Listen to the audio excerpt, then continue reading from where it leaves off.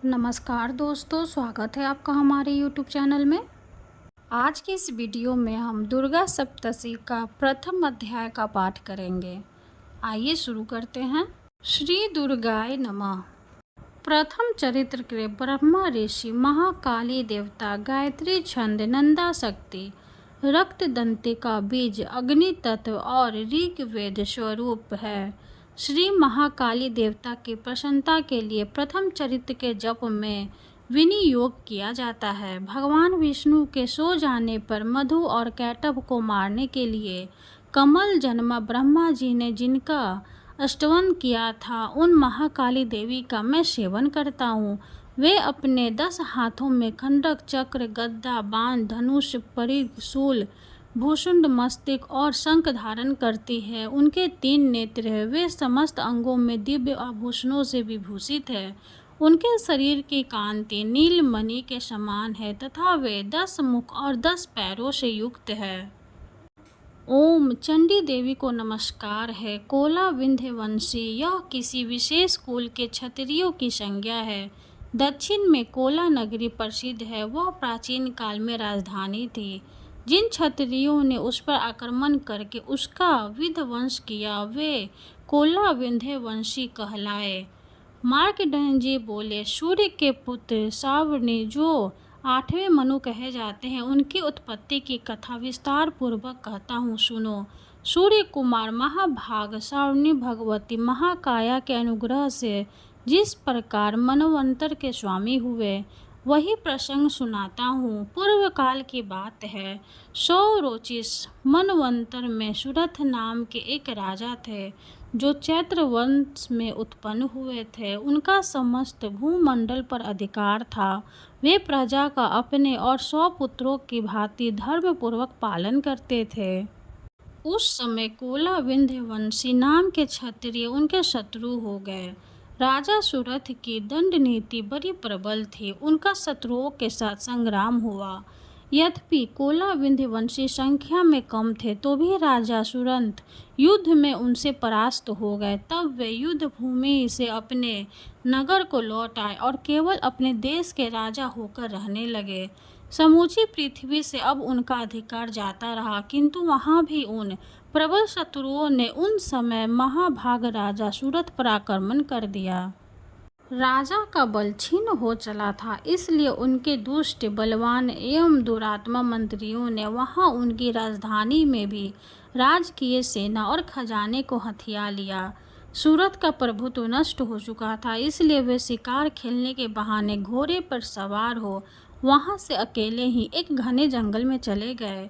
वहां उन्होंने विप्रवर मेघा मुनि का आश्रम देखा, जहां कितने ही हिंसक जीव अपनी स्वाभाविक हिंसावृत्ति छोड़कर परम शांत भाव से रहते थे।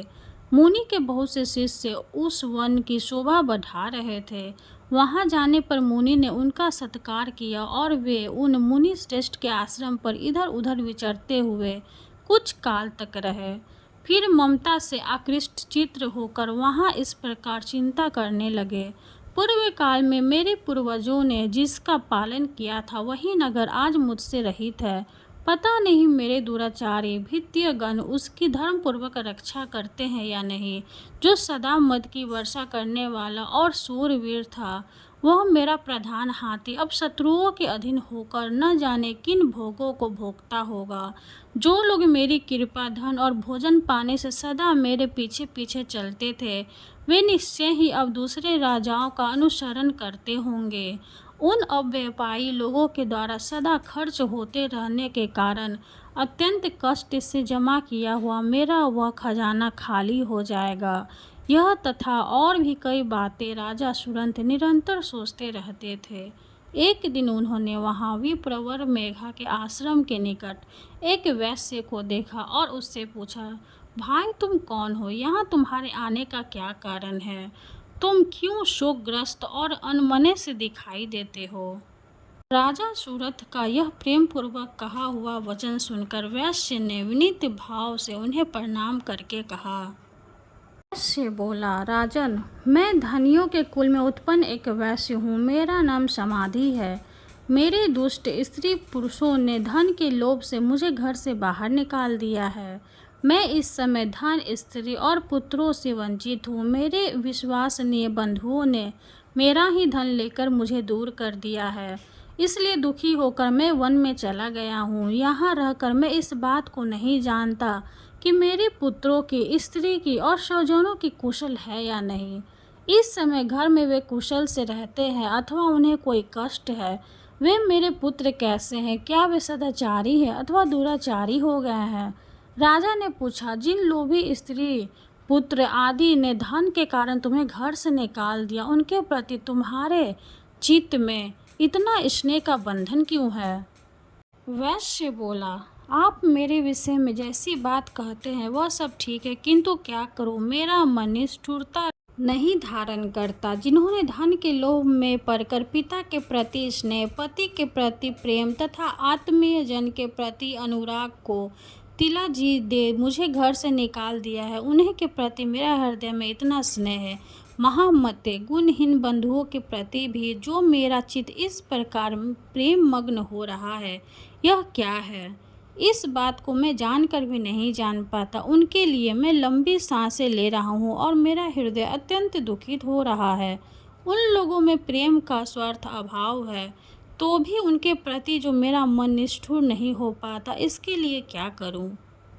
मार्कंडेय जी कहते हैं, ब्राह्मण तदंतर राजाओं में श्रेष्ठ सूरथ और वह समाधि नामक वैश्य दोनों साथ साथ मेघा मुनि की सेवा में उपस्थित हुए और उनके साथ यथा योग्य न्याय कुलन विनय पूर्व बर्ताव करके बैठे। तत्पश्चात वैश्य और राजा ने कुछ वार्तालाप आरंभ किया। राजा ने कहा, भगवत, मैं आपसे एक बात पूछना चाहता हूँ, उसे बताइए। मेरा चिंतन अपने अधीन न होने के कारण वह बात मेरे मन को बहुत दुख देती है। जो राज्य मेरे हाथ से चला गया है, उसमें और उसके संपूर्ण अंगों में मेरी ममता बनी हुई है। मुनि श्रेष्ठ, यह जानते हुए भी कि वह अब मेरा नहीं है, अज्ञानी की भांति मुझे उसके लिए दुख होता है। यह क्या है? इधर एक वैश्य भी घर से अपमानित होकर आया है। इसके पुत्र, स्त्री और भृत्यों ने इसे छोड़ दिया है। स्वजनों ने भी इसका परित्याग कर दिया है, तो भी यह उनके प्रति अत्यंत हार्दिक स्नेह रखता है। इस प्रकार यह तथा मैं दोनों ही बहुत दुखी हैं। जिसमें प्रत्यक्ष दोष देखा गया है, उस विषय के लिए भी हमारे मन में ममता जनित आकर्षक पैदा हो रहा है। महाभाग, हम दोनों समझदार हैं, तो भी हम में जो मोह पैदा हुआ है, यह क्या है? विवेक शून्य पुरुष की भांति मुझसे और इसमें भी यह मूर्खता प्रत्यक्ष दिखाई देती है। ऋषि बोले, महाभाग, विषय मार्ग का ज्ञान सब जीवों को है, इसी प्रकार विषय भी सबके लिए अलग अलग है। कुछ प्राणी दिन में नहीं देखते और दूसरे रात में नहीं देखते, तथा कुछ जीव ऐसे हैं जो दिन में और रात्रि में बराबर ही देखते हैं। यह ठीक है कि मनुष्य समझदार होते हैं, किंतु केवल वे ही ऐसे नहीं होते। पशु, पक्षी और मृग आदि सभी प्राणी समझदार होते हैं। मनुष्यों की समझ भी वैसी ही होती है जैसे उन मृग और पक्षियों की होती है, तथा जैसे मनुष्य की होती है वैसे ही उन मृग, पक्षी आदि की होती है। यह तथा अन्य बातें भी प्राय दोनों में समान ही है। समझ होने पर भी इन पक्षियों को तो देखो, ये स्वयं भूख से पीड़ित होते हुए भी मुँह वंश बच्चों की चोंच में कितने चाव से अन्न के दाने डाल देते हैं। नरश्रेष्ठ, क्या तुम नहीं देखते कि ये मनुष्य समझदार होते हुए भी लोभ वंश अपने किए हुए उपकार का बदला पाने के लिए पुत्रों की अभिलाषा करते हैं? यद्यपि उन सब में समझ की कमी नहीं है, तथापि वे संसार की स्थिति, जन्म मरण की परंपरा बनाए रखने वाले भगवती महामाया के प्रभाव द्वारा ममतामय भंवर से युक्त मोह के गहरे सर्त में गिराए गए हैं। इसलिए इसमें आश्चर्य नहीं करना चाहिए। जगदीश्वर भगवान विष्णु की योग निद्रा रूपा जो भगवती महामाया है, उन्हीं से यह जगत मोहित हो रहा है। वे भगवती महामाया देवी ज्ञानियों के बीच चित्त को बलपूर्वक खींचकर मोह में डाल देती है। वे ही इस संपूर्ण चराचर जगत की सृष्टि करती है, तथा वे ही प्रसन्न होने पर मनुष्यों को मुक्ति के लिए वरदान देती है। वे ही पराविद्या, संसार बंधन और मोक्ष की हेतुभूता सनातनी देवी तथा संपूर्ण ईश्वरी की भी अधीश्वरी है। राजा ने पूछा, भगवत, जिन्हें आप महामाया कहते हैं, वे देवी कौन है? ब्राह्मण, उनका आविर्भाव कैसे हुआ तथा उनके चरित्र कौन कौन है? ब्रह्म वेदताओं में श्रेष्ठ महर्षि उन देवी का जैसा प्रभाव हो, जैसा स्वरूप हो और जिस प्रकार प्रादुर्भाव हो, वह सब मैं आपके मुख से सुनना चाहता हूँ। ऋषि बोले, राजन, वास्तव में तो वे देवी नित्य स्वरूपा ही है। संपूर्ण जगत उन्हीं का रूप है तथा उन्होंने समस्त विश्व को व्याप्त कर रखा है। तथापि उनका प्रकट अनेक प्रकार से होता है। वह मुझसे सुनो, यद्यपि वे नित्य और अजन्मा है, तथापि जब देवताओं का कार्य सिद्ध करने के लिए प्रकट होती है, उस समय लोक में उत्पन्न हुई कहलाती है। कल्प के अंत में जब संपूर्ण जगत एकार्ण वन में निगमन हो रहा था और उस सबके प्रभु भगवान विष्णु शेष नाग की शैया बिछाकर योग निद्रा का आश्रय ले सो रहे थे, उस समय उनके कानों के मैल से दो भयंकर असुर उत्पन्न हुए, जो मधु और कैटभ के नाम से विख्यात थे। वे दोनों ब्रह्मा जी का वध करने को तैयार हो गए। भगवान विष्णु के नाभि कमल में विराजमान प्रजापति ब्रह्मा जी ने जब उन दोनों भयानक असुरों को अपने पास आया और भगवान को सोया हुआ देखा, तब एकाग्रचित होकर उन्होंने भगवान विष्णु को जगाने के लिए उनके नेत्रों में निवास करने वाली योग निद्रा का स्तनवन आरंभ किया, जो इस विश्व की अधीश्वरी जगत को धारण करने वाली, संसार का पालन और संहार करने वाली तथा तेजा स्वरूप भगवान विष्णु की अनुपम शक्ति है। उन्हीं भगवती निद्रा देवी की भगवान ब्रह्मा स्तुति करने लगे। किसी किसी प्रति में इसके बाद ही ब्रह्मवाच है तथा निद्रा भगवती इस श्लोकार्थ के स्थान में स्तौमी निद्रा भगवती विष्णु रतुल तेजस्व, ऐसा पाठ है।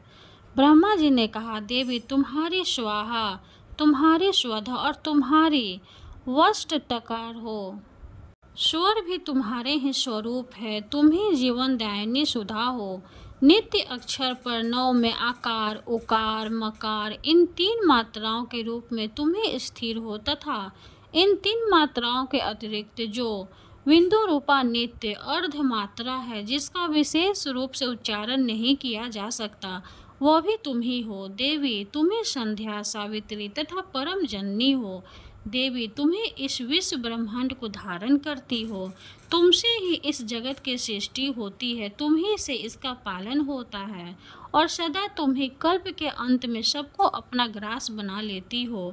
जगन्मयी देवी, इस जगत की उत्पत्ति के समय तुम सृष्टि रूपा हो, पालन काल में स्थिर रूपा हो तथा कल्पांत के समय संहार रूप धारण करने वाली हो। तुम ही महाविद्या, महामाया, महामेघा, महास्मृति, महामोहरूपा, महादेवी और महासुरी हो।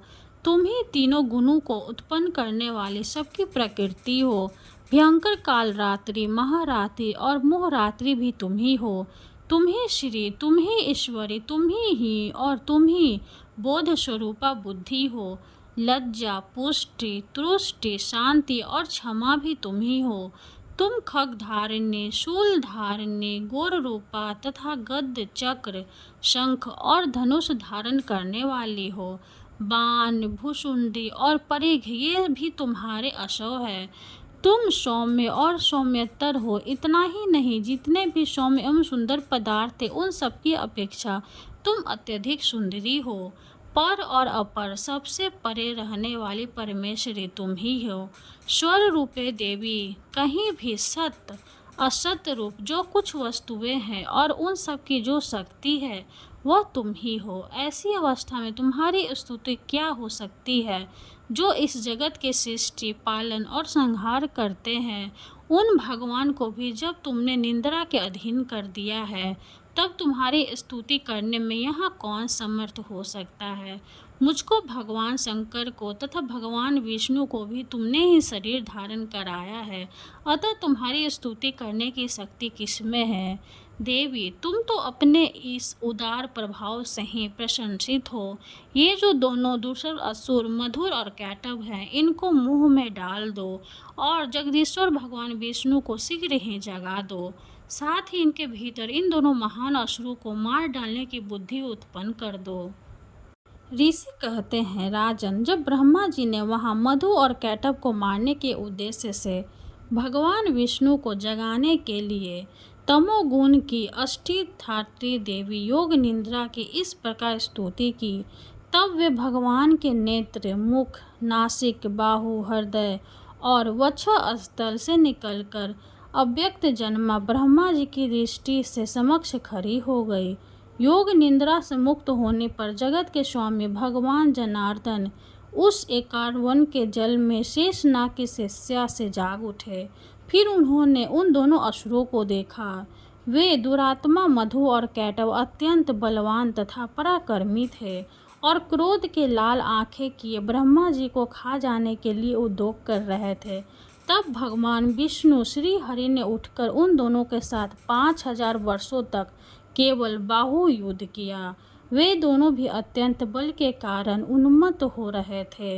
इधर महामाया ने भी उन्हें मुंह में डाल रखा था, इसलिए वे भगवान विष्णु से कहने लगे, हम तुम्हारी वीरता से संतुष्ट हैं, तुम हम लोगों से कोई वर मांगो। श्री भगवान बोले, यदि तुम दोनों मुझ पर प्रसन्न हो तो अब मेरे हाथ से मारे जाओ। बस इतना सा ही मैंने वर मांगा है, यहाँ दूसरे किसी वर से क्या लेना है। ऋषि कहते हैं, इस प्रकार धोखे में आ जाने पर जब उन्होंने संपूर्ण जगत में जल ही जल देखा, तब कमल नयन भगवान से कहा, जहाँ पृथ्वी जल में डूबी हुई न हो, जहाँ सूखा स्थान हो, वहीं हमारा वध करो। ऋषि कहते हैं, तब तथास्तु कहकर शंख, चक्र और गदा धारण करने वाले भगवान ने उन दोनों के मस्तक अपनी जांघ पर रखकर चक्र से काट डाले। इस प्रकार ये देवी महामाया ब्रह्मा जी की स्तुति करने पर स्वयं प्रकट हुई थी। अब पुनः तुमसे उनके प्रभाव का वर्णन करता हूँ, सुनो। इस प्रकार श्री मार्कंडेय पुराण में सावर्णिक मनवंतर की कथा के अंतर्गत देवी महामात्यम में मधु कैटव वध नामक पहला अध्याय पूरा हुआ। बोलिए श्री दुर्गाय नमः। वीडियो अगर अच्छी लगी हो तो लाइक कर दें, चैनल को सब्सक्राइब कर दें और कमेंट में जय माता दी जरूर लिख दें। धन्यवाद।